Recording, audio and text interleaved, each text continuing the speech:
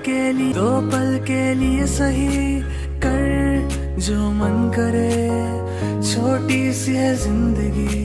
बेफिक्रे बन के हर गम को भूल के पे यूं चल के,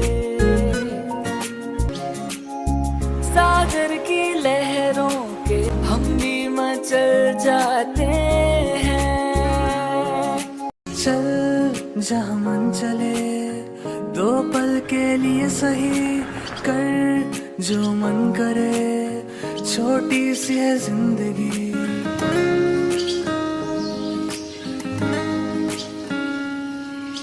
चल जहाँ मन चले, 2 पल के लिए सही कर जो मन करे, छोटी सी है जिंदगी।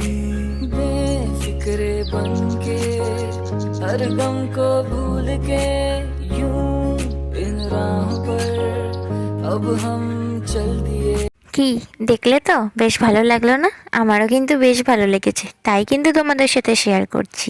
আর এই দেখো বাঁশ গাছগুলো, আমিও প্রথমে এটাকে বাঁশই ভেবেছিলাম, তারপরে ধরে দেখলাম যে না, এটা কেমন একটা ফাইবার টাইপের জিনিস দিয়ে তৈরি। ভাবলাম বাঁশ হলে তো পচেই যেত। দেখো ঝর্ণা, দেখে নাও। না, এটা ঝর্ণা ছিল না, এটা এমনি কিছু একটা বানানো ছিল, এইটুখানিই ছিল। আমি তো ভাবলাম ওপর থেকে দেখতে পাবো, দেখতে পেলাম না যদিও। আর তোমরা যারা এইসব জায়গায় গেছো, মানে এই জায়গাটায় গেছো, তারা নিশ্চয়ই চিনতে পেরেছো এটা কোথায়। তো আমার কিন্তু এটা ফার্স্ট টাইম যাওয়া, তার জন্য আমি এতটা এক্সাইটেড ছিলাম।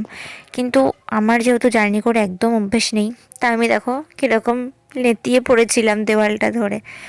তো যাচ্ছি, আমি ভাবছি যে এটা কোথায় চলে আসলাম, মনে হচ্ছে সত্যি সত্যি জাপানেই চলে এসেছি। তো এটা প্রচণ্ড ভারী ছিল, কিন্তু নিচটা ঘোরানোর জায়গা ছিল। আমি তো কানা, আমি তো দেখতেই পাইনি কি ছিল।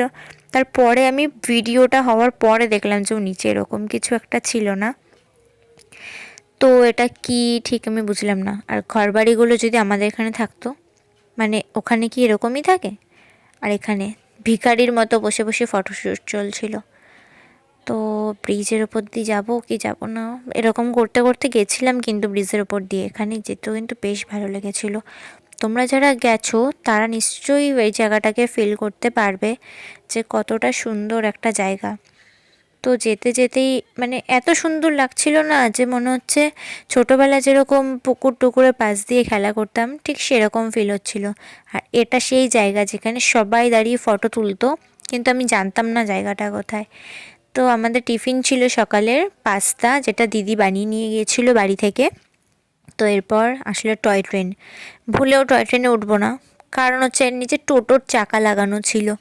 আর এইসব ট্রেনের থেকে চড়ার থেকে ভালো টোটো চড়া, তার কারণ হচ্ছে একই ফিলিংস আসবে, শুধু ট্রেনের মতো দেখতে।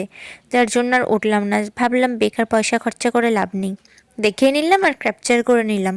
তো দেখছিলাম তো ভালোই লাগছিল, কিন্তু পরে খেয়াল করে দেখলাম যে ওটা তো টোটো।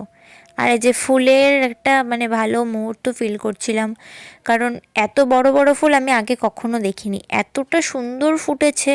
যেহেতু এখন সিজন, তো ওই জন্য এই মানে এতটা সুন্দর না, মানে এত সুন্দর প্রজাপতি উঠছিল, বেশ ভালো লাগছিল দেখতে। আর এতটা জায়গা জুড়ে যেহেতু, তো কোথায় গেছিলাম বলছি নেক্সট ভিডিওতে।